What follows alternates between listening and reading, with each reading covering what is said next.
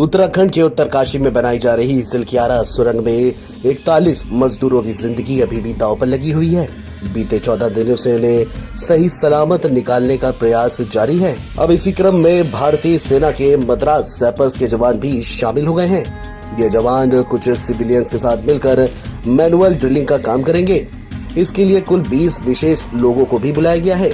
वहीं बचाव कार्य के लिए प्लाज्मा कटर भी पहुंच गया है और उसने कटाई भी शुरू कर दी है। बता दें कि 18वीं शताब्दी में ईस्ट इंडिया कंपनी भारत की राजनीति में शामिल हुई थी। मद्रास प्रेसिडेंसी की नवगठित सेना में लड़ाकू अग्रदूतों की कमी थी, जिन्हें कंपनियों के रूप में खड़ा किया गया था और संघर्षों के बाद भंग कर दिया गया था।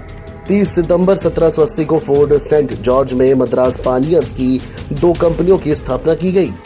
ये लोग आज के मद्रास इंजीनियर ग्रुप और भारतीय सेना के कोर ऑफ इंजीनियर्स के पूर्वज हैं। मद्रास पानियर्स सशस्त्र बलों का एक अभिन्न अंग थे।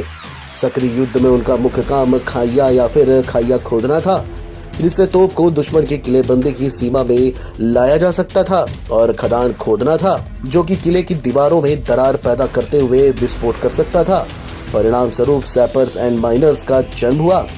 इसके अलावा सैपर्स निराश आशा और पैदल सेना के लिए उल्लंघन का मार्ग भी प्रशस्त करते थे। उन्होंने सड़कें, पुल, किलेबंदी और पानी की आपूर्ति भी बनाई और जरूरत पड़ने पर पैदल सेना के रूप में भी लड़े। ये समूह मद्रास प्रेसिडेंसी द्वारा गठित किया गया था और मद्रास सेना का हिस्सा था, इसीलिए इन्हें मद्रास सैपर्स कहा जाता है। आपको बता दें कि मद्रास सेना चूहे की तरह सुरंग खोदने के लिए खूब ज्यादा ही प्रख्यात है। वहीं अमेरिकन ऑगर की प्लाज्मा कटर के साथ अव्वल लेजर कटर का भी अब इस्तेमाल किया गया है। अगर शाम तक इन कटर्स के द्वारा अमेरिकन आर्गर मशीन को निकाल लिया जाता है तो 12 से 14 घंटे में उसके बाद ये टनल का काम पूरा हो सकता है। वर्टिकल ड्रिलिंग की संभावनाएं बिल्कुल ना के बराबर हैं, क्योंकि इस समय टनल के अंदर सभी 41 लोग आराम से हैं, उनको खाना और सब कुछ मिल रहा है। अगर वर्टिकल ड्राइविंग करते हैं तो संभावनाएं है कि टनल के ऊपर प्रेशर बने और मलबे की वजह से उनकी पाइप टूट सकती है, इसीलिए वर्टिकल ड्रिलिंग का सामान ऊपर पहुंचा दिया गया है। वहीं मैनुअल ड्रिलिंग करने के लिए भारतीय सेना सिविलियन लोगों के साथ मिलकर टनल के अंदर ही चूहा बोरिंग करेगी। इस दौरान हाथों से और हथौड़ी, छैनी जैसे हथियारों से खोदने के बाद मिट्टी निकाली जाएगी और फिर ऑगर के ही प्लेटफॉर्म से पाइप को आगे धकेला जाएगा।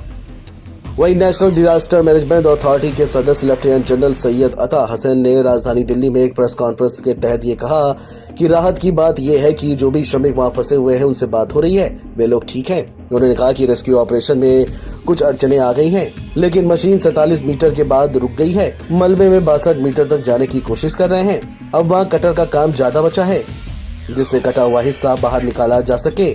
उसके बाद मैनुअल काम किया जाएगा। तो उन्होंने कहा कि एक मशीन भारतीय वायुसेना ने एयरलिफ्ट की है। उनका कहना है कि 6 इंच का पाइप काम कर रहा है। बहरहाल सबकी सांसें, बहरहाल मजदूरों के परिजनों की दिल की धड़कनें भी अभी बढ़ी हुई हैं। कब कौन सी अड़चन आ जाए और कितना समय लग जाए, परिजनों के जहन में बस यही सवाल है।